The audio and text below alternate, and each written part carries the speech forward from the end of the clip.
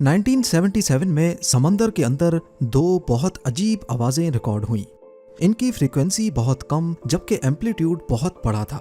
इनको अमेरिका के atmospheric administration के रडार ने रिकॉर्ड किया था, लेकिन हैरानी की बात यह है कि यही सेम आवाजें 5000 किलोमीटर दूर दूसरे रडार्स में भी रिकॉर्ड हुई।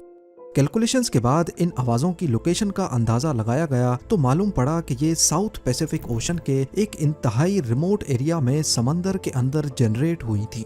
उस वक्त इन आवाज़ों को ब्लूप का नाम दिया गया और इन पर रिसर्च शुरू कर दी गई कि आखिर ये खौफनाक आवाज़ें किस चीज़ की थी।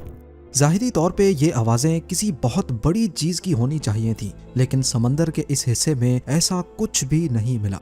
कई सालों तक यही समझा जाने लगा कि समंदर के इस हिस्से के नीचे कोई बहुत बड़ा देव क्रिएचर रहता है, लेकिन 2012 के बाद national oceanic and atmospheric administration ने अपना स्टांस बदल कर कहा कि 1977 में रिकॉर्ड होने वाली आवाजें ग्लेशियल मूवमेंट यानी ग्लेशियर्स के हिलने की वजह से जनरेट हुई थी। पर सच्चाई क्या है इसके बारे में अभी तक कोई नहीं जान पाया। पर जिस पॉइंट पे ये आवाज रिकॉर्ड हुई थी वहां आज एक बहुत ही अनोखा काम किया जाता है। साउथ पैसिफिक ओशन के ठीक इस पॉइंट पर समंदर का वो हिस्सा मौजूद है जिसकी चारों साइड्स पर हजारों मील तक जमीन का कोई भी हिस्सा नहीं है। इसको ओशियानिक पोल के साथ साथ पॉइंट नीमो भी कहते हैं। यहाँ से जमीन का करीबी टुकड़ा तकरीबन 2688 किलोमीटर दूर है और ये करीबी टुकड़ा भी किसी काम का नहीं, क्योंकि ये साउथ पोल यानी एंटार्क्टिका है। पॉइंट नीमो से करीबी आबादी वाला लैंड मास चिली का साहिली हिस्सा है जो 3334 किलोमीटर, जबकि दूसरी साइड पे न्यूजीलैंड है जो 4700 किलोमीटर दूर है। यही वजह है कि पॉइंट नीमो को दुनिया का सबसे वीरान और बयाबान हिस्सा तस्वुर किया जाता है। इतना वीरान कि यहाँ सबसे करीबी ह्यूमंस जमीन पे नहीं बल्कि हैरत अंगेज तौर पे इंटरनेशनल स्पेस स्टेशन में बैठे एस्ट्रोनॉट्स हैं, जो दिन में एक या कभी दो मर्तबा पॉइंट नीमो के 400 किलोमीटर ऊपर से गुजरता है। दुनिया से कटे रहने के बावजूद भी पॉइंट नीमो बेमकसद नहीं है। समंदर के इस हिस्से के नीचे इंसानों की वो इन्वेंशंस दबी हैं जिसके लिए कभी पैसा दरिया की तरह बहाया जाता था। जी हाँ, पॉइंट नीमो कब्रिस्तान है टूटी हुई सैटेलाइट्स, स्पेस क्राफ्ट्स और रॉकेट्स के टुकड़ों का। पर सवाल ये उठता है कि पॉइंट नीमो डिस्कवर होने से पहले सैटेलाइट्स को कहाँ गिराया जाता था, इनको गिराने की जरूरत ही क्यों पेश आती है, और सबसे बढ़कर सैटेलाइट्स को ठीक पॉइंट नीमो तक लाया कैसे जाता है। जेम टीवी की वीडियोस में एक बार फिर से खुशामदीद। नाजरीन, पॉइंट नीमो साउथ पैसिफिक ओशन में 22 करोड़ स्क्वायर किलोमीटर्स के एरिया पर फैला हुआ है। ये इतना बड़ा एरिया है कि इसमें दुनिया का सबसे बड़ा मुल्क रशिया भी फिट आ सकता है, और उसके बावजूद भी इतनी जगह बच जाएगी कि इजिप्ट जैसी 5 कंट्रीज फिट आ सकें। पर इन 22 करोड़ स्क्वायर किलोमीटर में इंसानों की कोई आबादी नहीं बसती। इंसान तो इंसान, यहाँ पानी के नीचे भी बहुत सारे सी क्रिएचर्स जिंदा नहीं रह सकते। रिसर्चर्स का मानना है कि यहाँ की कंडीशंस बहुत चैलेंजिंग हैं, जिसमें सी लाइफ के लिए जिंदा रहना मुश्किल हो सकता है। पॉइंट नीमो साउथ पैसिफिक ओशन के एक बहुत ही रिमोट और डीप एरिया में लोकेटेड है, जहाँ पानी का टेम्परेचर ठंडा होता है और न्यूट्रिएंट्स ना होने के बराबर। पॉइंट नीमो एक ऐसी जगह पर है जहां ओशियानिक करंट्स की वजह से यानी पानी के तेज बहाव की वजह से न्यूट्रिएंट्स की कमी होती है। ये पानी ओशन के इस हिस्से में गोल गोल घूमता रहता है, यानी पैसिफिक ओशन के दूसरे हिस्सों का पानी यहाँ सही से फ्लो नहीं हो पाता, जिसकी वजह से यहाँ न्यूट्रिएंट्स की कमी होती है। और जहाँ भी न्यूट्रिएंट्स कम होते हैं वहाँ प्लैंकटन और दूसरे माइक्रोस्कोपिक ऑर्गेनिजम्स भी कम होते हैं, जो फूड चेन का बायस बनते हैं। इस एरिया में ओशन की गहराई लगभग 3700 मीटर्स या फिर 12100 फीट्स है। इतनी गहराई तक सनलाइट का पहुंचना नामुमकिन है, इसलिए यहाँ फोटोसिंथेसिस भी नहीं हो सकती। यानी कोई सी लाइफ होती भी है तो वो डीप सी ऑर्गेनिजम्स जैसे स्क्विड्स, बायोलुमिनेसेंट फिश और दूसरे डीप सी क्रिएचर्स हो सकते हैं जो एक्सट्रीम कंडीशंस में सरवाइव कर सकें। 1992 में पहली बार एक कैनेडियन इंजीनियर ने पॉइंट नीमो को मुख्तलिफ मैथमेटिकल कैलकुलेशंस करके डिस्कवर किया। ये जगह इतनी रिमोट है कि जिसने इस पॉइंट को डिस्कवर किया आज तक वो खुद भी यहाँ नहीं गया। 9 सालों के बाद 2001 में पहली बार इसको रशियन स्पेस एजेंसी की तरफ से इस्तेमाल किया गया। क्योंकि पॉइंट नीमो ओशन का वो हिस्सा है जो इंटरनेशनल वाटर्स में आता है, यानी इसको कोई भी कंट्री ओन नहीं करती। इसी वजह से दुनिया की मुख्तलिफ स्पेस एजेंसीज को यहाँ अपने स्पेस ऑब्जेक्ट्स गिराने के लिए किसी से परमिशन नहीं लेनी पड़ती। 23 मार्च 2001 रशियन स्पेस स्टेशन मीर को लॉन्च हुए 15 साल गुजर चुके थे और अब वो इस काबिल नहीं था कि ज्यादा अरसे तक मिशन पे रहे। तभी रशियन स्पेस एजेंसी ने उसको डी ऑर्बिट करके यानी अर्थ के ऑर्बिट से निकालकर पॉइंट नीमो में गिरा दिया। मीर के बाद दूसरी स्पेस एजेंसीज को भी ये जगह काफी मुनासिब लगी और अब वो भी इसको स्पेस क्राफ्ट डंपिंग के लिए इस्तेमाल करते हैं।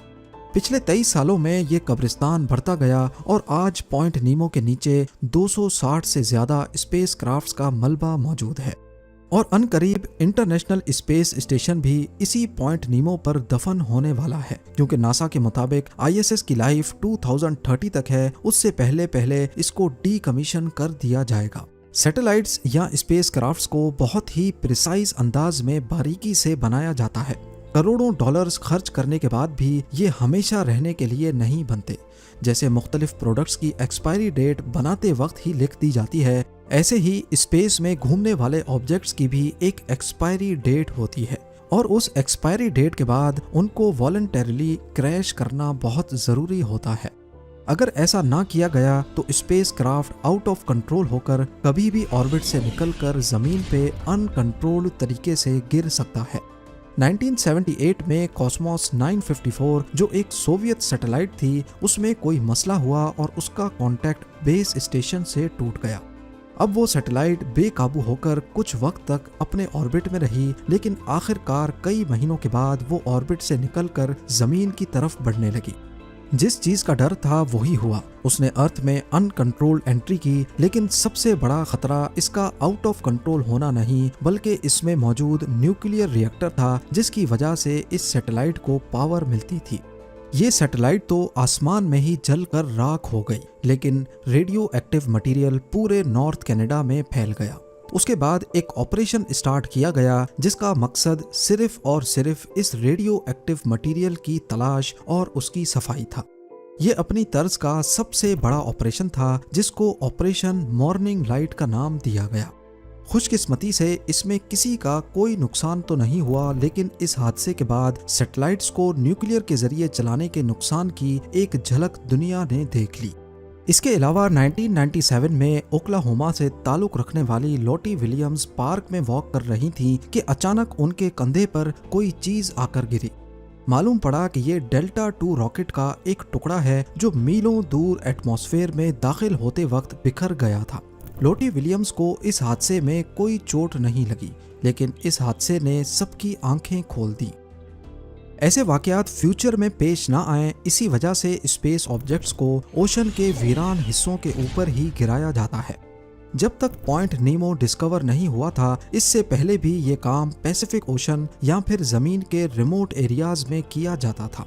जब भी कोई सैटेलाइट या स्पेस क्राफ्ट क्रैश करना हो तो उसमें लगे थ्रस्टर्स की मदद से पहले उसको ऑर्बिट से निकाला जाता है। ऑर्बिट से निकालने के बाद भी वो अगले कई महीनों तक अर्थ के गिर्द घूमता रहता है, पर आहिस्ता आहिस्ता वो जमीन से करीब भी होता जाता है। थ्रस्टर्स कब, कहां, किस वक्त और किस पोजीशन में एक्टिवेट करने हैं, ये काम बहुत बारीकी से इंजीनियर्स कैलकुलेट करते हैं। अर्थ के एटमॉस्फेयर में एंटर होने से पहले दोबारा थ्रस्टर्स को एक्टिवेट किया जाता है, जिससे उसकी डायरेक्शन पॉइंट नीमो की तरफ की जाती है। याद रहे कि स्पेस में क्योंकि हवा नहीं है, प्रेशर नहीं है, इसी वजह से वहाँ किसी किस्म की फ्रिक्शन नहीं होती। सैटेलाइट्स जो अपने ऑर्बिट में हैं, वो बगैर पावर के अगले कई महीनों तक अपना ऑर्बिट नहीं छोड़ती। इनकी स्पीड बहुत तेज़ होती है, नॉर्मली 15,000 किलोमीटर पर आवर, और जब इसी स्पीड से वो एटमॉस्फेयर में एंटर होती हैं तो फ्रिक्शन की वजह से उनका टेम्परेचर 3000 डिग्री सेल्सियस तक बढ़ जाता है और वो एक फायर बॉल की शक्ल इख्तियार कर लेती हैं। ये टेम्परेचर उनमें लगे मेटल को गलाकर राख कर देता है और ज्यादातर केसेस में मलबा गिरने से पहले ही भाप बनकर उड़ जाता है। लेकिन कभी कभी कुछ मलबा जमीन पर भी आ गिरता है, जो अगर आबादी के ऊपर गिरे तो भारी नुकसान भी कर सकता है। यही वजह है कि इनको पॉइंट नीमो के 22 करोड़ स्क्वायर किलोमीटर के एरिया पर टारगेट करके इंसानों को इसके नुकसान से महफूज रखा जाता है। बात की जाए नाम की तो नीमो एक लैटिन वर्ड है जिसका मतलब है नो वन, क्योंकि यहाँ ना इंसान रहते हैं ना समंदरी मखलूक, और ये लोकेशन भी कुछ ऐसी है कि यहाँ से शिप्स का गुजर भी नहीं होता। वेसल्स ऐसी लोकेशंस को अवॉइड करती हैं जहाँ प्रॉब्लम की सूरत में मदद आना मुश्किल हो। अगर आप पॉइंट नीमो में कभी फंस जाएं तो यहाँ शिप के जरिए मदद आने में 2 हफ्ते लग जाएंगे, और 3000 किलोमीटर तक ट्रैवल करने वाले हेलीकॉप्टर्स पूरी दुनिया में सिर्फ गिने चुने ही हैं, जिसमें स्कोर्स्की S-92, एगुस्टा वेस्टलैंड AW101 और लॉकहीड मार्टिन VH-71 शामिल हैं। और उनकी भी कोई गारंटी नहीं कि वो 3000 किलोमीटर का डिस्टेंस बिना रिफ्यूलिंग के तय कर सकें, और अगर कर भी लिया तो वापसी का फ्यूल नहीं बचेगा। पॉइंट नीमो तक पहुंचना और वहां अंडर वाटर रिसर्च करना साइंटिफिक कम्युनिटी का एक ख्वाब है।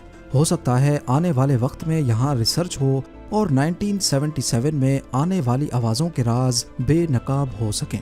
उम्मीद है जेम टीवी की ये वीडियो भी आप लोग भरपूर लाइक और शेयर करेंगे। आप लोगों के प्यार भरे कमेंट्स का बेहद शुक्रिया। मिलते हैं अगली शानदार वीडियो में।